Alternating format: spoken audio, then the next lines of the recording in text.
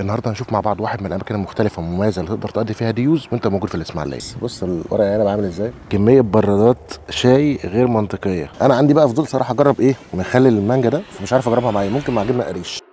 احنا موجودين في مزرعه اسمها مزرعه شجيع موجوده في الاسماعيليه، جينا هنا عشان خاطر نحضر الفطار. فاول حاجه بتعملها انت بتخبز العيش. نعمل ايه بقى؟ رش على دقيق من الطبق. رش عليها دقيق من الطبق بالنشابه. طول وعرض. ماشي. لا فطاطري قديم انا. شفت بوظتها. ايوه بقى. ان شاء الله مش هتبوظ كده. كويسه ولا بس ركز على الاطراف. الاطراف اكتر؟ ركز على الاطراف، اهم حاجه تركز على الاطراف عشان ايه الرغيف يطلع كويس. اعتقد كده الرغيف كويس صح؟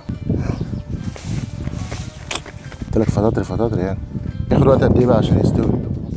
والله كده ناخد العيش كده. اول خطوه خلصت، نشوف ايه اللي موجود على الفطار. هنا بقى ده المكان الرئيسي لتحضير الفطار. ده فطير مشلتت ولا ده ايه؟ نلبس جلافز الاول وبعد كده نعمل الفطير المشلتت.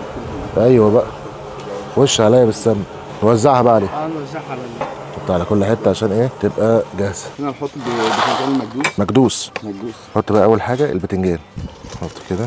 وهنا مش شويه مش كده ايه عليه شويه في الزيت. هو بقى هو ده اختيارات صحيه جميله والله. جبنه قريش عشان خاطر ايه لو مش عايز تدوس في المش يبقى عندك اختيار تاني ايه ظريف معاك. جبنه قريش ايه فريش. شويه عسل اسود كده على السريع. ايوه بقى.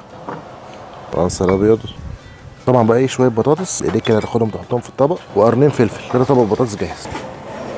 اوعى الفطير المشلتت تحط عليها سمنه تاني تقفلك لحد اخر اليوم. اللطيف في المكان ان انت يعني بتحضر كل حاجه تقريبا معاهم. يعني اول ما بتخش بيعيشك الاجواء. تحضير الفطار انت اللي بتعمله، مساعده الناس طبعا. اول بقى الفطير المشلتت، جبنه، الاطباق انت بتحطها بنفسك في اوبن بوفيه جوه الاجواء الريفيه، مش ناقصك اي حاجه. نقطع الخيار عشان ايه عاملين طبق الخضار بتاعنا فيه كل حاجه انت محتاجها. حط كده خيار.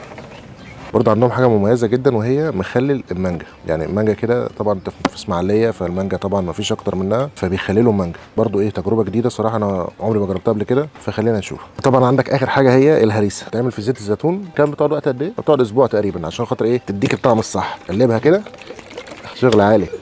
بس كده ايه الفطار بتاعك جاهز. فطار ريفي اصيل، يعني في كل حاجه انت محتاجها تقريبا. جبنه قريش وجبنه قديمه وصينيه حجمها كبير جدا. اي حاجه انت عايزها موجوده. مش عارف اجرب ايه يعني قبل التاني، ولكن خلينا انا يعني متحمس اجرب المشي بتاعهم، فخلينا نشوف. الفطيره صراحه شكلها رهيب، قطع كده شغل عالي. خلينا نجرب كده ايه المش الاول. ناخد كده حته. ايوه والفطير مشلتت خيالي، اقسم بالله خيالي. شويه جبنه قريش هدي موضوع المش اللي فات ده. جبنه قريش المفروض انها تكون ماسكه نفسها شويه، لكن الجبنه القريش دي بص يعني دايبه. خلينا نجرب. خفيفه موت، وتحس ان طعم القشطه انها يعني في طعم قشطه كده فيها. بلدي جبنه قريش عظمه. نجرب بطاطس مقليه مع المكدوس بدنجان المخلل. بص شكل البدنجان عامل ازاي. ده مكدوس. حط شويه بطاطس عليها حته بدنجان ونضرب. مظبوط قوي، مش سبايسي جامد، متوسط حلو. والبطاطس خياليه صراحه. هنا طبعا معانا العيش اللي هو اللي احنا خبزناه هناك، فخلينا نجربه كده بقى مع البيض وبقيه الحاجات. نجيب العيش. ايوه بقى مع شويه بيض بالسمنه. انا عندي بقى فضول صراحه اجرب ايه مخلل المانجا ده، فمش عارف اجربها معايا، ممكن مع جبنه قريش كده. شويه جبنه قريش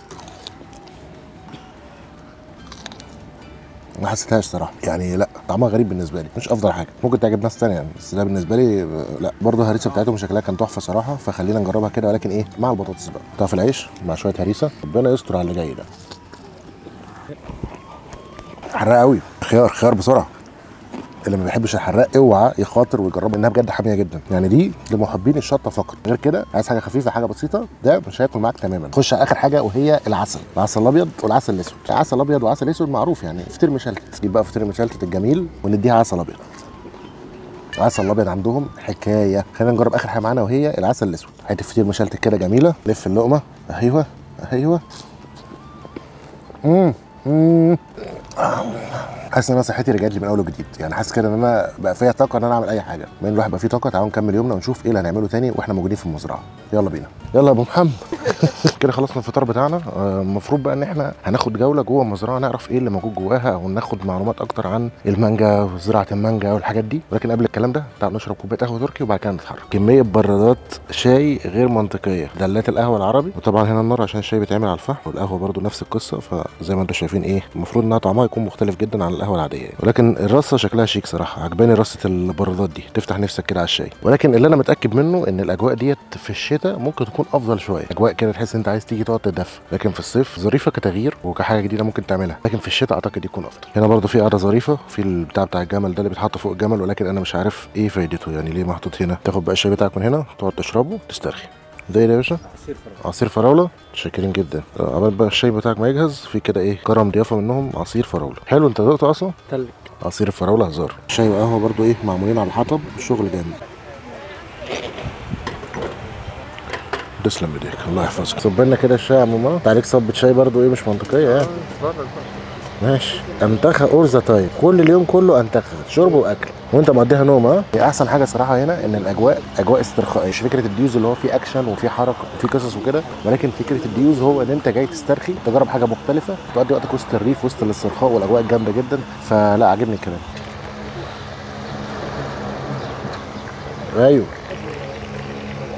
هو ده. بعد اكله جامده اللي احنا ضربناها دي صراحه كان لازم ايه كوبايه الشاي الجميله دي. ضربت انت فطير مشلتت وجبن وخاربها، على امل ان كوبايه الشاي ديت ايه تهدي الموضوع شويه. من ضمن الحاجات الجميله جدا في المكان ان انت تقدر تاجر خيل، وبتحب ركوب الخيل وكده، فمتاح عندك ان انت تاجر خيل، تاخد بقى لفه بيه وتكتشف المكان براحتك خالص. فده من الاوبشنز المتاحه اللي موجوده في المكان. عبد الرحمن بقى بيحب الحسنه فهو هيعيش هو في القصه دي. بس اوعى تخبط فيا. ها هو عطلان. عندك هنا برضو وسط المزرعه في مكان ان انت تلعب كره طايره، لو انتوا شله صحاب او كده اعتقد ده اوبشن برضو كويس. في ملعب كره طايره كده على الهادي، تدوها ماتش كده سريع. برضو في هنا بقره، في ناس هنا بتيجي عشان خاطر تحلب البقره وكده، لبن فريش وبتاع. بنتها تقريبا وهي ايه بص زعلت يا اوعى حد يقرب. فبقره شكلها لطيف وظريفه جدا. بعد ما شربنا الشاي مع الرجاله بتاعتنا جوه المزرعه، فخلينا نكتشف المزرعه، نعرف اكتر عن المانجا في الاسماعيليه. لان انت ماشي في المزرعه تشوف المانجا في كل حته تقريبا، بس دي ايه لسه ما استوتش يعني، صغيره خالص خضره خالص لسه ما استوتش، محتاجه وقت شويه عشان خاطر ايه تكون مستويه وجاهزه للاكل. شجره المانجا حسب عمر الشجره، احنا ما بنقولش نجيب كام كيلو مانجا، احنا بنقول حسب عمر الشجره. في شجر كبير ممكن تشيل لها 200 300 كيلو 400 كيلو مانجا 500 كيلو مانجا، اللي هو الشجر اللي عمره كبير. يعني شجره زي دي مثلا وليكن بتجيب لها مثلا 100 كيلو مانجا، اللي عمره كبير مثلا 15 20 سنه 30 سنه. الزبديه لونها لون دي خضراء مخضره، دي اسمها سكري ممتاز، تبقى بعد العويسه على طول في طعم الاكل، طعمها ممتاز جدا. هي من فصيل شجره السكري. في منه نوع تاني اسمه سكري اخضر. يعني حبايه المانجا اللي هي مطلعه صمغ دي هي كويسه جدا، اللي بيبقى عليها ماده صمغيه. الملزق اللي فوق ده تعرف ان كده المانجايه اكتملت، وكده ان المانجايه دي كده تاكلها وانت مطمن. بعد ما خلصنا التور بتاعنا جوه المزرعه واستريحنا شويه، فخلينا نشوف مع بعض ايه اللي محضرينه على وجبه الغداء. ده محشي كانون مختلف عن المحشي العادي في ايه بقى؟ محشي معمول على الحطب. ايوه ده بيغلي خالص. وده محشي كرنب، الشغل عالي. بياخد وقت قد ايه بقى عمال ما يستوي؟ ساعة لانه بيستوي بالراحة. وفي كمان مندي مرفون في الارض. للاسف ما شفناش المندي وهو بيدفن، ولكن هنشوفه بقى وهو بيطلع. انت هنا ايه يبان لك ان مفيش حاجة خالص يعني، هنا دي مجرد رملة عادية، لكن في الحقيقة هي زي اللي هناك دي، زي اللي هناك اللي هي مش مدفونة دي مفيش حاجة فيها. هنا بقى تحت الرملة دي في ايه فرن تحت الارض عشان خاطر تسوي المندي بتاعك. نستنى المندي لحد ما يطلع ونشوف شكله عامل ازاي. اللحمة بقى لها ساعتين فهيطلعوها بقى دلوقتي.